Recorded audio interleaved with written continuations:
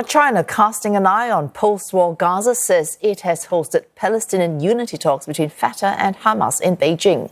It says the two rival factions say they have the political will to find reconciliation through dialogue. 应中方邀请，巴勒斯坦民族解放运动和伊斯兰抵抗组织代表日前来京磋商，就推进巴内部和解、深入坦诚对话。双方充分表达了通过对话协商实现和解的政治意愿，就诸多具体问题进行探讨，并取得积极进展，一致同意继续这一对话进程，争取早日实现巴勒斯坦团结统一。 Meanwhile, the Israeli Prime Minister is insisting that a Rafah offensive to eliminate Hamas will take place with or without a ceasefire and accompanying deal on hostage release. Hopes have been building cautiously for a deal amid intense negotiation in Cairo to revive stalled talks. Israel is reportedly waiting for Hamas to respond before sending a team to Egypt to continue negotiations. While the Palestinian group says it is considering the latest proposals that will see a 40-day ceasefire and scores of hostages being released in exchange for a larger number of Palestinian prisoners. U.S. Secretary of State Antony Blinken is due in Tel Aviv later this evening to discuss ongoing negotiations in Cairo. America's top diplomat is currently in Jordan looking at how to boost the delivery of aid into Gaza after departing from Riyadh following talks with Arab leaders. Mr. Blinken is on his latest tour of the region aimed at quelling months of crisis. Elsewhere, the International Court of Justice is due to rule on charges that accuse Germany of breaching the 1948 Genocide Convention by supplying arms to Israel for the Gaza war. The UN top court is scheduled to issue an order in the next hour. Nicaragua says it brought the charges against Germany because the U.S. did not recognize the World Court's jurisdiction in this case.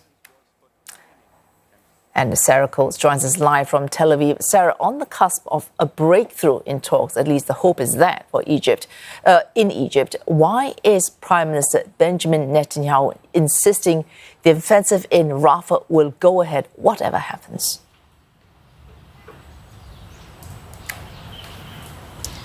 Hello, Wei Su. This is unsurprising, really. We have been hearing from the Israeli Prime Minister Netanyahu throughout this war saying that we will fight until absolute victory and we will dismantle Hamas. Now, Israel is of the belief that the last 4 Hamas battalions are stationed down in the southern Gazan city of Rafah. And what we do need to remember here is that Prime Minister Netanyahu, he is under immense pressure. Pressure from the international community, including the Americans, who are really trying to do anything they can to get him to hold off on this Rafah operation, which is one of the reasons, of course, that we're seeing Secretary of State Antony Blinken here in the region. Also pressure from the far right-wing flank domestically here in his government, specifically Itamar Ben-Gvir, the National Security Minister, and also the Finance Minister Bezalel Smotrich. Now, they have been threatening once again to topple the government if Netanyahu makes a deal with Hamas and doesn't actually go down into that southern Gazan city of Rafah. Now, we also need to remember the pressure that he's under here on the Israeli street. There were demonstrations right here in Tel Aviv last night, thousands of people turning out, with these protests turning somewhat violent amid clashes with police, as people were arrested there, also setting fire to a number of things which actually spelled out in Hebrew, Rafah can wait, our hostages cannot. So certainly this decision, one would believe, would be put down to the pressure that Netanyahu is really facing here. Sarah, Mr. Netanyahu also under pressure on the humanitarian crisis in Gaza. The UNRWA chief, that's the UN's Palestinian Refugee Agency head, is planning to take a trip to Gaza to take stock of the situation in terms of humanitarian aid on the ground. What's the latest on that?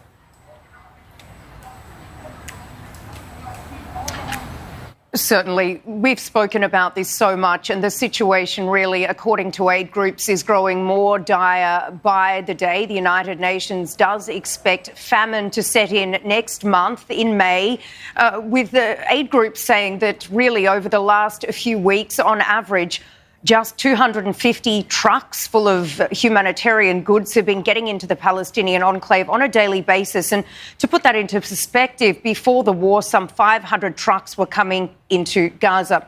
Now, we also heard from Philip Lazzarini, the head of UNRWA, speaking out in Geneva a little earlier. He said that while there is more food in the places like the northern part of the Gaza Strip, people simply don't have the money to buy it. He also spoke about their mental state on the ground there. He says that they are in a constant state of trauma due to these ongoing airstrikes. Now, it is important to briefly mention that the United States has released pictures of what it says is this floating pier that it's constructing just off Gaza. It is expected to be operational in the next 2 to 3 weeks. But we did hear from the White House spokesperson, John Kirby.